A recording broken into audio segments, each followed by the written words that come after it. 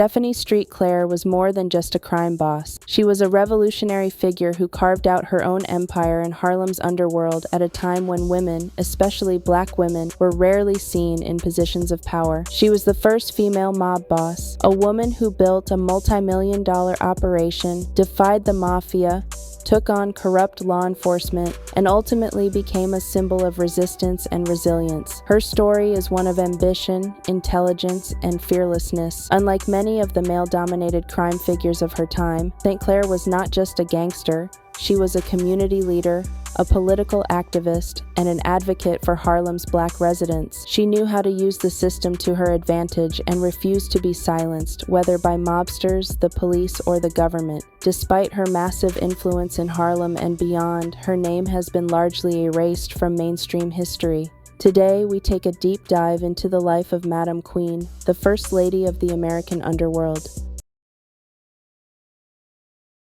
Stephanie Street Clair was born on December 24, 1897, on the island of Guadeloupe, a French colony in the Caribbean. Some sources suggest she may have actually been born in Martinique, but what is certain is that she was of French Caribbean descent. Little is known about her early life, but it is believed that she came from a poor background. However, she was highly intelligent and ambitious, determined to escape the limitations imposed on black women in colonial society. Sometime in her teenage years, she left the Caribbean and moved to France, likely traveling through Marseille, one of the largest port cities in the country. While in France, she worked various jobs and further educated herself. This is where she refined her knowledge of the French language and its social etiquette, which would later help her establish herself as a sophisticated and commanding figure in Harlem. By 1912, she made the journey to the United States, arriving in New York City at the height of the Great Migration, when thousands of black Americans were moving north in search of better opportunities. She quickly made her way to Harlem, which was becoming the cultural and economic hub of black life in America. By the early 1920s, Harlem was buzzing with economic and artistic growth, but like any major city, crime flourished alongside prosperity. The numbers racket, an underground lottery, was one of the most popular forms of illegal gambling in black communities. It worked similarly to a modern-day lottery. Players would place small bets, hoping to match winning numbers for big payouts. Stephanie Street Clair saw an opportunity. She understood the potential of the numbers game and decided to establish her own operation. With an initial investment of $10,000, she founded the first black-owned numbers bank in Harlem. Her business was incredibly successful, and within a few years, she was earning over $250,000 a year, a staggering sum for the time. Unlike many of the male crime bosses of her era, she didn't inherit her power or rely on a husband or male partner to succeed. She built her empire from the ground up, making her one of the most independent and influential crime figures in American history. Stephanie Street Clair was not just about making money, she was about making a statement. She dressed in the finest clothes, spoke flawless French and Spanish, and carried herself with an air of sophistication and authority. She was well-read, well-spoken, and well-respected. In Harlem, she was known as Madame St. Clair, but outside of the neighborhood, she was referred to as Queenie. But what truly set her apart was her loyalty to her community. Unlike the white gangsters who sought only profit, St. Clair used her wealth to help black Harlemites. She ran newspaper ads educating black residents about their rights to prevent them from being exploited by landlords, banks, and law enforcement, funded legal aid for newly arrived French-speaking immigrants, ensuring they weren't taken advantage of in a foreign country, employed hundreds of people in Harlem, ensuring they had stable incomes in a time when jobs for black Americans were scarce. She wasn't just a criminal, she was a leader, a protector, and an advocate.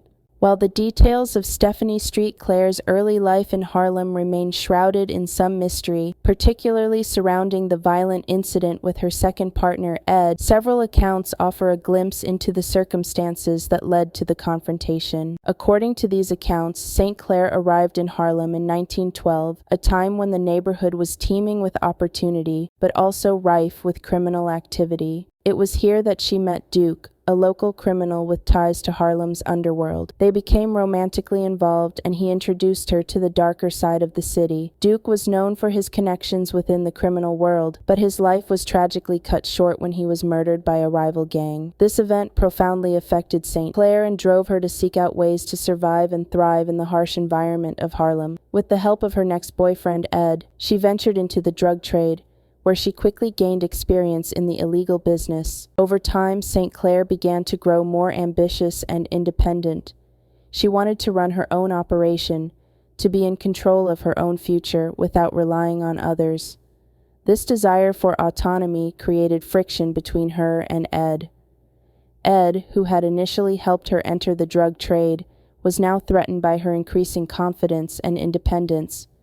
He wanted her to remain dependent on him, but St. Clair was determined to build her own empire, separate from his influence.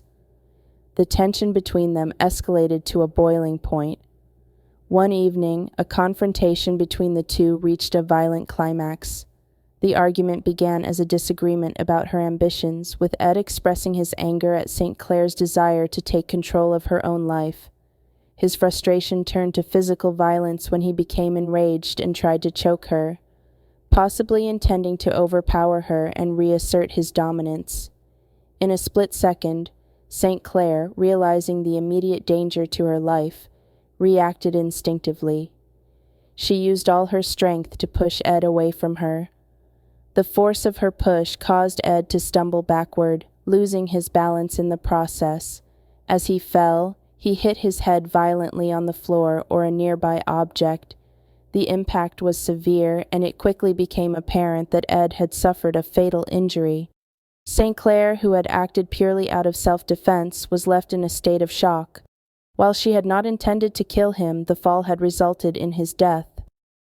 The tragic outcome of this altercation marked a significant turning point in her life, further solidifying her resolve to survive and maintain control in a world dominated by danger and violence.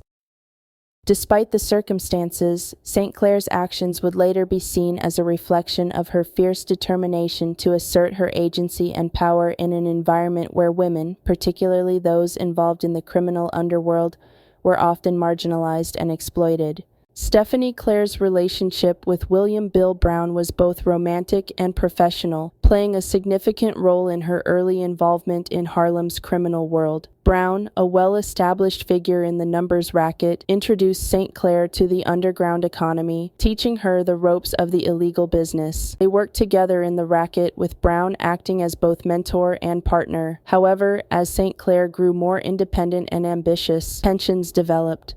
She began to seek autonomy and control, wanting to establish her own operations. Brown, threatened by her ambition, tried to maintain control over their partnership, but St. Clair's desire for independence led to their eventual breakup. The relationship ended when St. Clair decided to break free from his influence, marking the beginning of her rise as a powerful figure in Harlem's criminal underworld.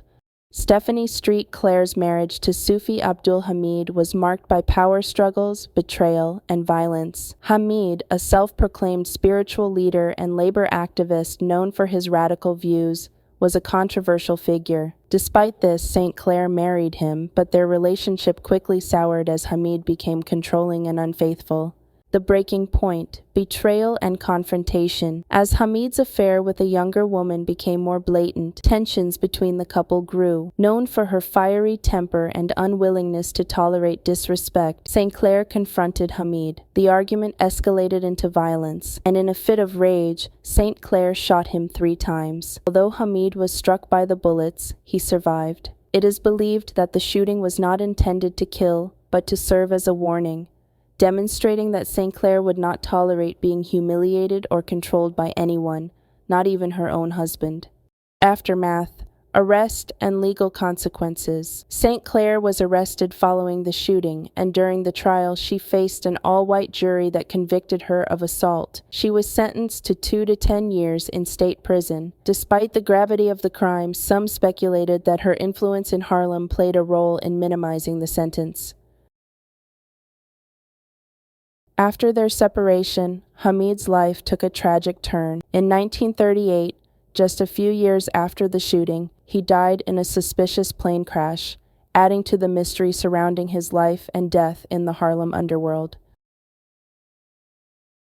Despite her success, St. Clair's reign over Harlem's numbers game was challenged in the early 1930s when white gangsters, desperate for new revenue after the end of Prohibition, set their sights on Harlem's lucrative gambling scene. The most dangerous of these criminals was Dutch Schultz, a violent and ruthless mobster who used bribery, kidnapping, and murder to take over the numbers rackets. He bribed the police, kidnapped and killed St. Clair's men, and even had her arrested on false charges. But St. Clair refused to back down. She fought Schultz with intelligence and brutality. She tipped off the police about Schultz's operations, leading to massive raids and arrests. She had Schultz's men kidnapped and beaten as retaliation. She publicly mocked him in the press, making it clear she wasn't afraid. Schultz was enraged, but before he could eliminate her, he was assassinated in 1935 on the orders of Mafia boss Lucky Luciano. St. Clair wasted no time sending him a telegram on his deathbed,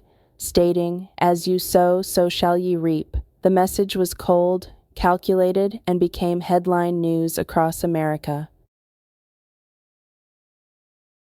After Schultz's death, St. Clair handed control of her empire to her protege, Bumpy Johnson, who would go on to become Harlem's most famous crime boss. She, however, chose a different path. She began working in politics and activism, focusing on racial justice and civil rights. She was one of the earliest black women to publicly challenge police corruption, and she continued using newspaper ads to expose injustice. She lived out the rest of her life in Harlem, gradually fading from the public eye. Stephanie Street Clair passed away in 1969 at the age of 72. Unlike many mobsters of her era, she did not die violently. She outlived nearly all of her rivals and left behind a legacy of power, defiance, and resilience. She was the first female mob boss, first black woman to control an organized crime empire, and one of the most fearless figures in American history. In the 1997 film Hoodlum, Cicely Tyson portrayed Stephanie St. Clair, also known as Madame Queenie, a powerful figure in Harlem's criminal underworld during the 1930s. The movie, which is loosely based on real events, follows Bumpy Johnson, Lawrence Fishburne, as he navigates the dangerous world of illegal gambling and rival mobsters. Tyson's portrayal of St. Clair captures her strength, intelligence, and fearless attitude as she defends her turf against figures like Dutch Schultz and the Italian Mafia. While the film takes creative liberties, it highlights St. Clair's influence in Harlem's numbers racket, her role in fighting corruption, and her community activism. One of the film's notable moments is when St. Clair sends a telegram to Dutch Schultz after his shooting reading, "As ye sow, so shall ye reap." Tyson's performance brought attention to a lesser-known but influential African-American crime boss, showcasing her role as both a gangster queen and a community leader.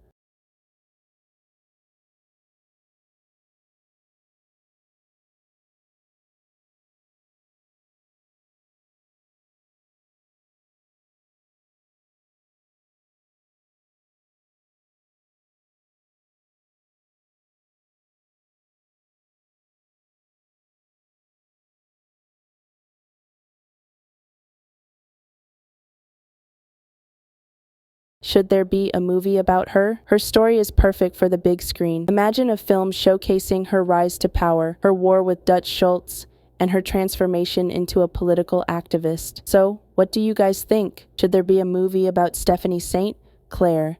And if so, who do you think should play her? Let me know your thoughts. St. Clair's life was one of resilience, marked by uncompromising strength and fearlessness in the face of both societal and legal pressures. Her brilliance as a businesswoman and her defiance of both the mafia and corrupt law enforcement made her a symbol of resistance. Though she may not have been widely remembered for her marriage or arrests, her impact on Harlem and organized crime cannot be overstated. She was the first lady mobster, the queen of Harlem's numbers game, and a trailblazer who built an empire through intelligence and sheer force of will.